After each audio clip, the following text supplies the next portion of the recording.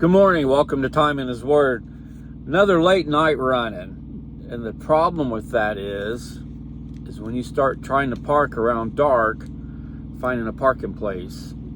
I'm in the rural part of Missouri. I'm north of Interstate 80.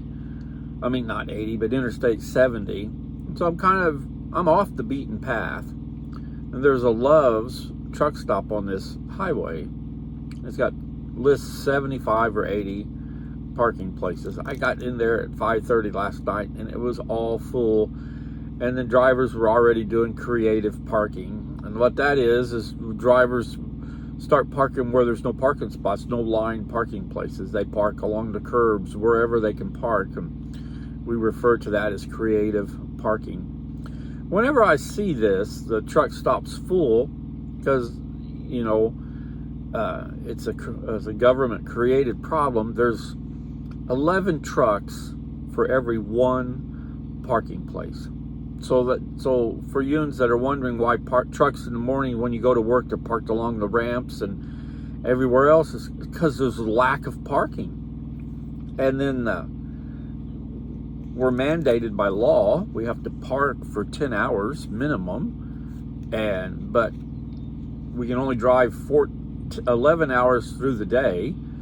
And so no matter how well you plan your day out, there's unforeseeable things that happens that affects when you originally planned to shut down. And so thus that's why you see trucks parked on ramps, and some of them get a little carried away and are in very dangerous spots. I'll give you that. But then we're doing the best we can with a problem that was created that they're not working on a solution for. And so, but anyway, it always reminds me, though, that's what I'm getting at this morning, is it reminds me of John the 14th chapter. And this has got, I have a lot of favorite passages, but I think this was one of them that's up there near the top. It's like I said earlier, whenever I get into a truck stop and it's just jam-packed and there's nowhere to park, I always think of this verse: do not let your heart be troubled. Believe in God. Believe also in me. In my Father's house are many dwelling places. If it were not so, I would have told you. For I go to prepare a place for you. If I go and prepare a place for you, I will come again and receive you to myself, that where I am, there you may be also. What a wonderful promise to know that heaven's not going to run out of room. Heaven's going to have more than enough room, because he tells us so. And we know from experience that the Old Testament predicted the New Testament, and all those prophecies was filled. And we're slowly seeing the prophecies in the New Testament being filled. So anything I read in this book, I take to heart. I don't doubt it. And that's the way it should be.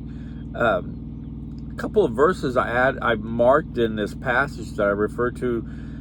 Verse 1, it says, do not let your heart be troubled. Believe in God. Believe also in me. In Romans, the 10th chapter, verse 17, it says this: so faith comes from hearing, and hearing by the word of Christ. So our faith grows as we read and hear the word of God. And so that's one of the things we should be doing in our daily studies and on Sundays and in our lives, is reading and doing so that our faith grows. And another passage I wrote with verse 3, if I go and prepare a place for you, I will come again and receive you to myself, that where I am, there you may be also. In 2 Corinthians, the 5th chapter, verse 1, it says this: for we know that if the earthly tent, which is our house, is torn down, we have a building from God, a house not made with hands, eternally in heaven. So that's why I said this passage, this John 14, 1 through 3, it's one of my favorites. No matter how crowded it gets, just like this truck stop, no matter how, there's nowhere left to park. If we think in the heavenly terms, there's no parking places at this truck stop, but in heaven our house is made for us. We won't have to worry about a dwelling place because he's promised us that he's gone to prepare a place for us. And he's going to come and receive us to him. So think about that today. Think about how no matter how things are going, we're going to have a place in heaven. God's building it for us. And so we know it's going to be spectacular, beautiful, more beautiful than anything we can make or see here on earth. And we won't have nothing to worry about because it's been built by God's hands. And we know it's going to withstand the test of time. We won't have nothing to worry about, unlike our homes here on earth.